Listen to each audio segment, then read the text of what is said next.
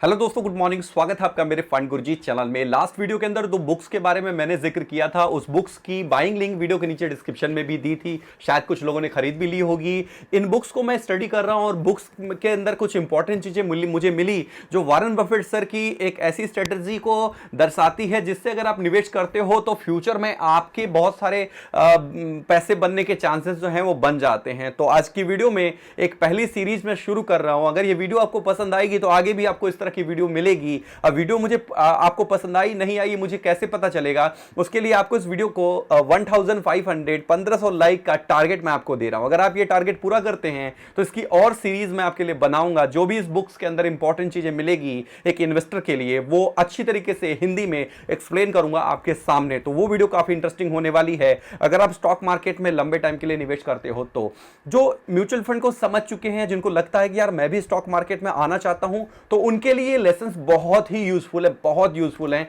आप इस तरह से निवेश करोगे तो आपका लॉस होने के चांसेस जो हैं वो मिनिमाइज हो जाते हैं और आपके फ्यूचर में ग्रोथ के चांसेस जो हैं वो बढ़ जाते हैं। तो आइए कुछ वो इंपॉर्टेंट पॉइंट्स मैं पकड़ के लाया हूं जो आपके साथ में शेयर करूंगा। तो वॉरेन बफेट सर की स्ट्रेटजी है कि वो किसी भी कंपनी को कंपनी के शेयर तभी परचेज करते हैं जब वो ये मान लेते हैं कि हाँ इस कंपनी को मैं खरीद रहा हूं, कंप्लीटली खरीद रहा हूं। मतलब वो कंपनी के शेयर को इस तरह से नहीं खरीदते कि हाँ आज खरीदा कल बेच दिया। वो इस तरह से खरीदते हैं कि मैं कंपनी ही खरीद रहा हूं, मतलब मैं इस कंपनी का ऑनर हूं, एज ए ऑनर मैं इसको जो है वो बाई कर रहा हूं।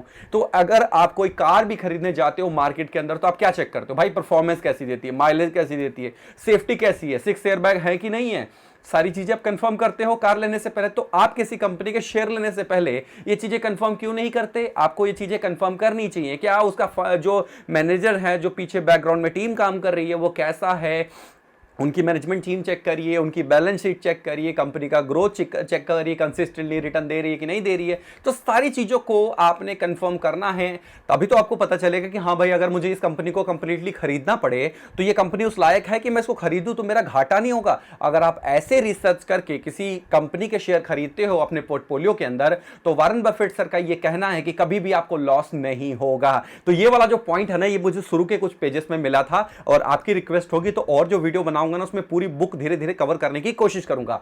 अगले कुछ important points, do not put all eggs in one basket. की बास्केट पलट गई और आपके सारे अंडे फूट गए। लेकिन इस बुक के अंदर एक जगह पर यह मेंशन किया गया है कि आप जो है एक ही कंपनी के अंदर अपना 80 to 70% हिस्सा जो है, मतलब आपकी टोटल इन्वेस्टमेंट का जो वैल्यू है वो लगा सकते हो। को पहले यह देखना है कि जिस कंपनी के अंदर आप पूरी की पूरी रकम, ऑलमोस्ट पूरी की पूरी रकम लगाने जा रहे हो, वो कंपनी कितने टाइप के प्रोडक्ट बनाती है। अगर वो बहुत टाइप के प्रोडक्ट बनाती है तो इसका मतलब यह है आपका पैसा ऑलरेडी बहुत ज्यादा डाइवर्सिफाई हो गया है, क्योंकि उस कंपनी की एक दो प्रोडक्ट बनाने वाली डिपार्टमेंट बंद भी हो जाती है तो उससे कोई खास फर्क नहीं पड़ने वाला है। एग्जांपल अगर दिया जाए तो हिंदुस्तान यूनिलीवर, उसके बाद रिलायंस है, उसके बाद नेस्ले है। इस टाइप की जो कंपनियां हैं, जो कंपनी का ब्रांड तो एक है लेकिन उसके प्रोडक्ट जो है वो बहुत सारे हैं। तो इस टाइप के जो कंपनियां हैं उनके अंदर आप अपनी इन्वेस्टमेंट का 70 to 80% भी हिस्सा लगा दोगे तो वो सेफ रहेगा, क्योंकि उसका एक दो डिपार्टमेंट बंद भी हो गया तो कोई फर्क नहीं पड़ता है। तो ये काफी इंपॉर्टेंट लाइन मुझे लगी जो आपके सामने मैं शेयर कर रहा हूं। किसी भी कंपनी के अंदर निवेश करने से पहले उसकी कंसिस्टेंटली रिटर्न आपको देखना है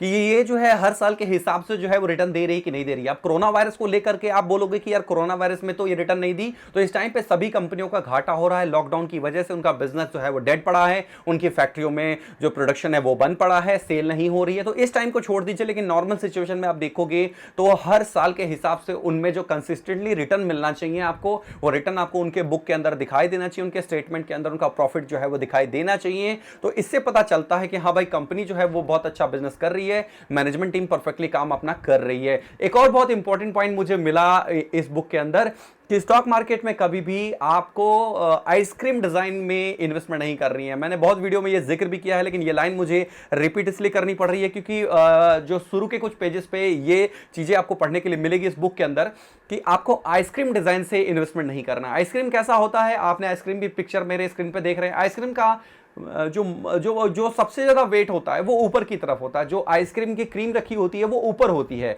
और ऊपर ही सबसे ज्यादा वजन होता है। तो हम जो जो नासमझ इन्वेस्टर होते हैं वो भी ऐसा ही काम करते हैं। कोई स्टॉक भागने लगता है तो हम खुश हो जाते हैं कि अब ये स्टॉक जो है वो चल पड़ा है और अब मैं इसके अंदर अगर निवेश करता हूं तो मुझे एक भारी रिटर्न जो है वो मिलेगा। लेकिन आप उस टाइम पर बिल्कुल सरासर उल्टा कर रहे होते हो। अगर वॉरेन बफेट सर होते तो उस कंपनी को कभी भी सिलेक्ट नहीं करते जो ऑलरेडी बहुत ज्यादा ग्रोथ हो चुकी है। वो उस कंपनी की तलाश में रहते हैं जिस कंपनी के अंदर पिरामिड टाइप का इन्वेस्टमेंट किया जा सकता है। पिरामिड कैसा होता है आप मेरे स्क्रीन पे देखिए। पिरामिड का नीचे वाला हिस्सा जो है वो मोटा होता है, भारी होता है। इससे ये दर्शाने की कोशिश की गई है कि आपको इन्वेस्टमेंट उस बेस पे करनी है, उस जगह पे करनी है जहां पर वो स्टॉक जो है अपनी वैल्यूएशन से सस्ते रेट में आपको मिल रही हो। तो ऐसी जगह पर आप निवेश करिए और जब वो आइसक्रीम तैयार हो जाए तब आपके बेचने का टाइम होता है, ना कि निवेश करने का टाइम होता है।